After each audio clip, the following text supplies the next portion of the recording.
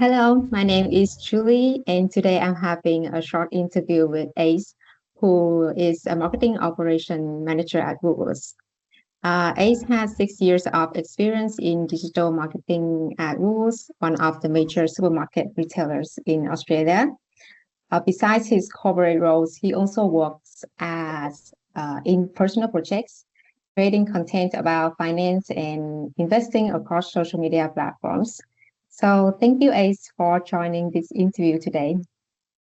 No worries, Julie. Thank you for having me. Yes. So I'm interested in how your experience connects different parts of the media work.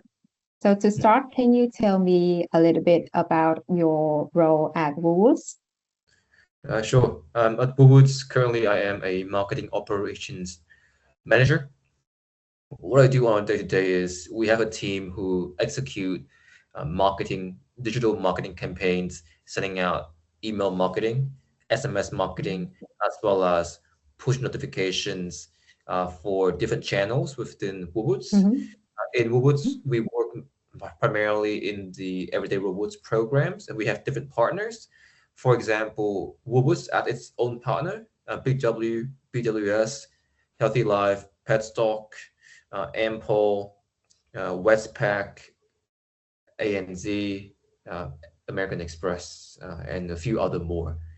But a lot of times, what I do on a daily basis is managing my different teams to ensure that we have capacity and we prioritize and we have the right people to actually do the work and make sure that they do the work right.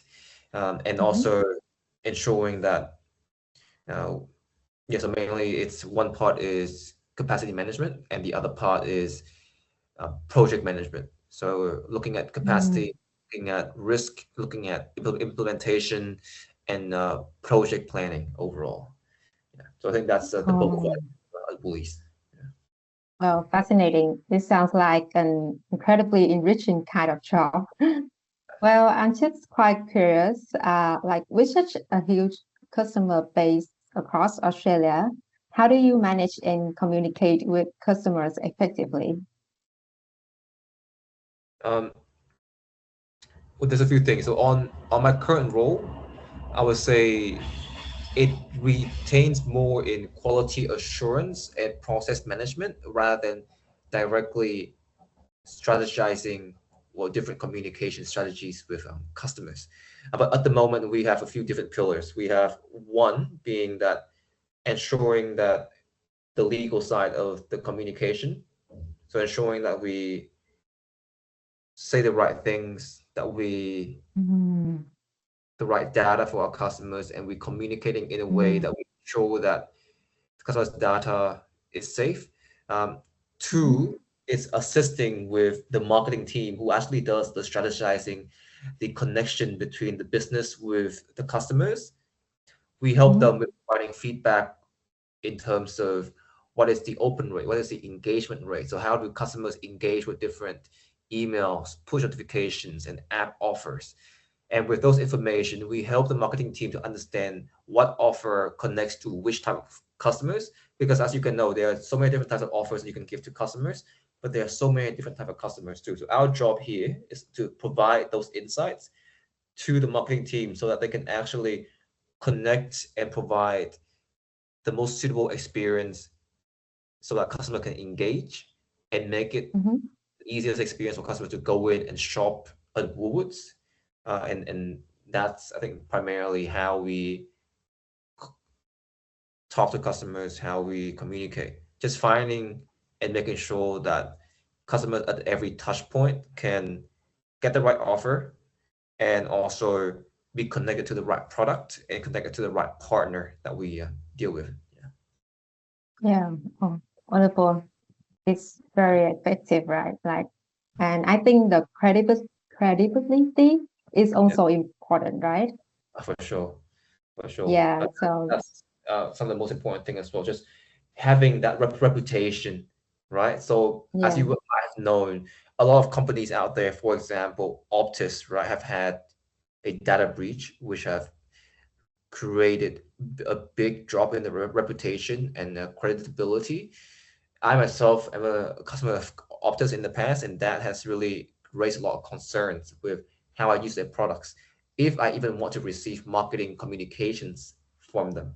And that's a big thing. When customers lose trust in the company, they will Yeah. start opting out from marketing communication. And once you don't have that Mm. marketing communication with your customers, you can't really create those conversion or those sales or those upsales going forward in the future as well. But Woolworths, it's pretty much in the forefront of what we're doing right now, especially in technology. Very, very surprisingly, they've been investing a lot of money in the last 6 to 7 years in technology and digital marketing alone, a massive amount of money, because I've been a part of those hiring rounds, right? And Yeah. fortunately, we haven't had many or any incidents that cause customers to lose trust. That is why right now, Everyday Rewards program, which is the rewards program from Woolies, is the biggest rewards program in Australia, because they have those trusts, and because they ensure that when they send out marketing communication, they ensure that customers have to opt in first. And if customers opt out, we never send them anything anymore. And we are very transparent with the way that we use their data, with the way that we give them offers. So customers never feel like, oh, I never opted into this particular offer. Why am I getting this particular communication? They always know exactly what they're getting, and they're getting the best out of every option they selected. So I think, yes, credibility is very important in terms of, first of all, having the best experience for your customers, and second of all, maximizing the value for your customers. Yeah, I agree. I think that's true. So, do you apply any of these insights when you communicate with your online audience in your personal projects, creating content on social media? Yeah, for sure. So your question was, do I use any of my learnings from my role Yeah, to yeah, what I do on my own social media channel, right? yes. Yeah, for sure. A few different factors, right? Two main things that I've learned that I've picked up straight away was, one, the different communication channels and how effective each one is to different customers. So I identified my customers and my viewership on my social media channels being the older generation. I immediately learned and knew from my experience working at Woolies is that older customers always use YouTube more, they use Facebook more rather than TikTok or Instagram. Then I kind of put more emphasis on those parts, because I know that's where the conversion will come, especially for me, for all of my my products as well as my newsletter. I also Mhm. understand the tone of voice I need to talk to the older generation. So that's the two. And lastly, I've learned about how in sorry, I think something. Give me 1 second. Yeah. And lastly, kind of lost my chain of thought. Give me one second. Uh, lastly, lastly, it's about learning about different customer segments. So at Woolies, we always segment customers out into literally how they engage with the um, company and the products. So, for example, we have segments of people who shop a lot, people who like to save, people who don't like to save, people who are just here to just shop and do nothing else. So I've done the Mm. same with my business as well. I've got to identify different segments of customers, and I create different strategies for each one, Mm. especially in terms of creating content, right? Because when I create content for short form and long form, I need to have different scripts for different audience and different timing as well. Yeah. So literally, I look at the biggest segment of my customers in my audience. I tailor how my script is done for them. I tailor how much trust they need, how much personal connection they need. Yeah, I think that's about it. Give me 1 second. Hmm.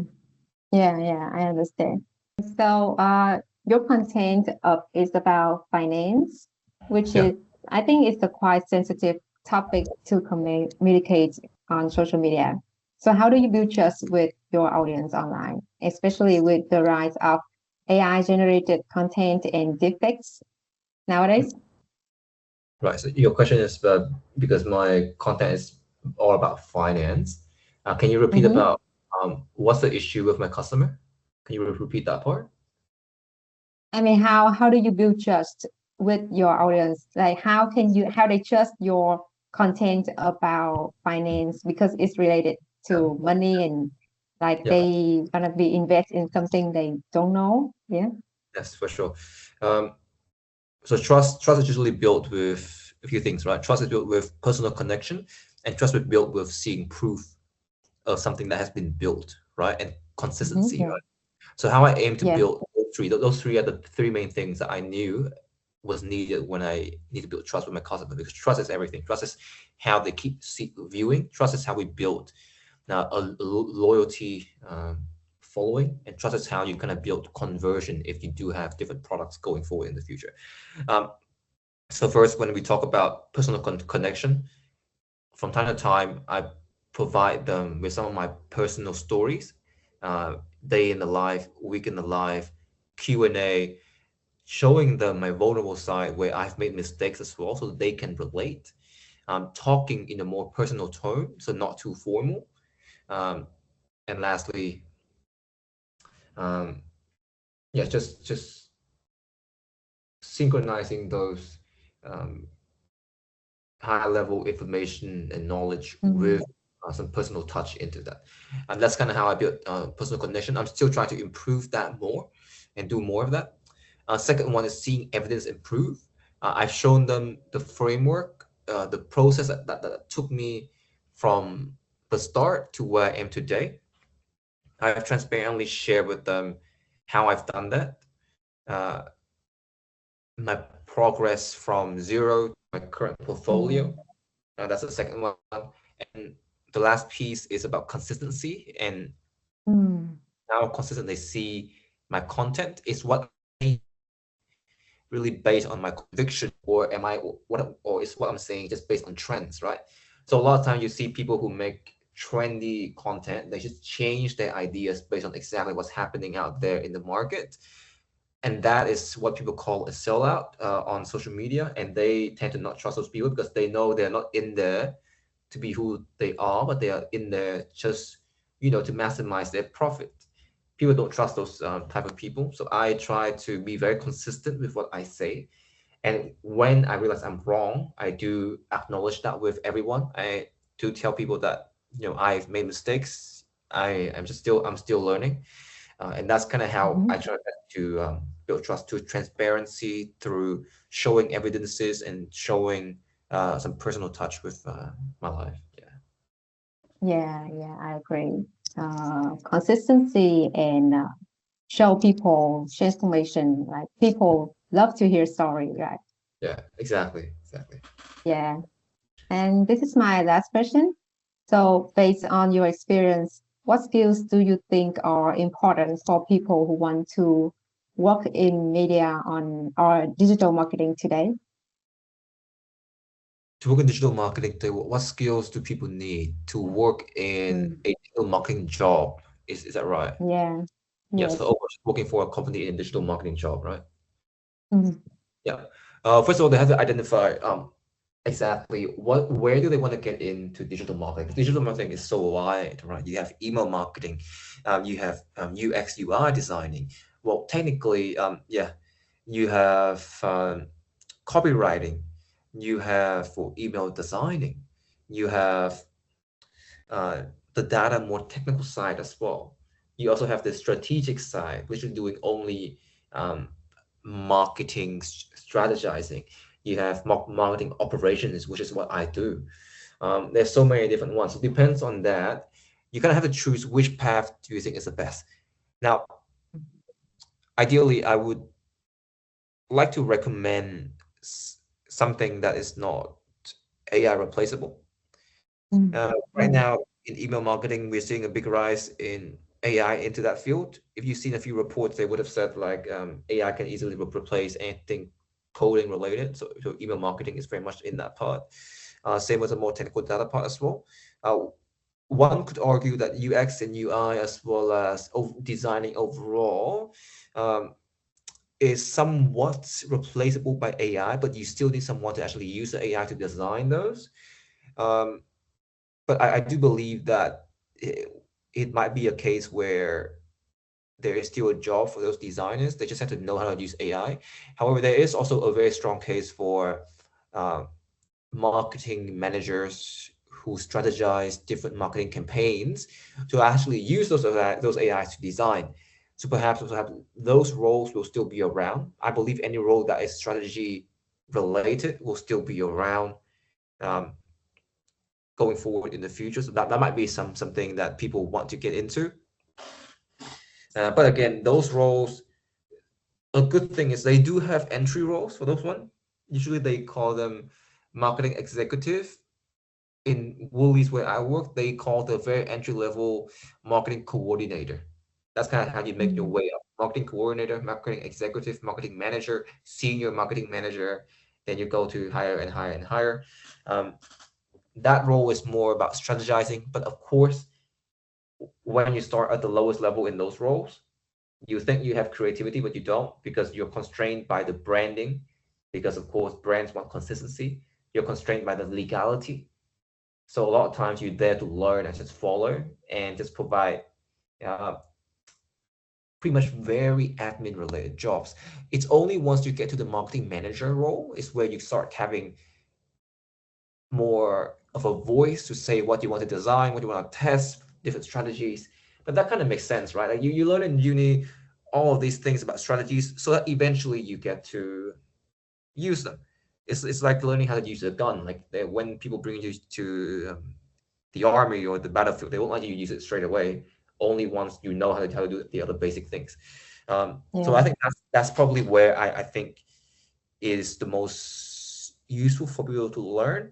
For the other ones, like I could be wrong, but from the trend I'm seeing, I wouldn't recommend, I guess, in those other roles because it's very easy to be replaced by AI at the moment. Yeah, I think that's my take on it. Yeah, okay, fantastic. Thank you, Ace. What you shared today is really fascinating and gave me a lot of insights. So thanks again for your time and for joining this interview today. No, all good, Julie. Well, thank you so much for having me. I really appreciate the talk overall.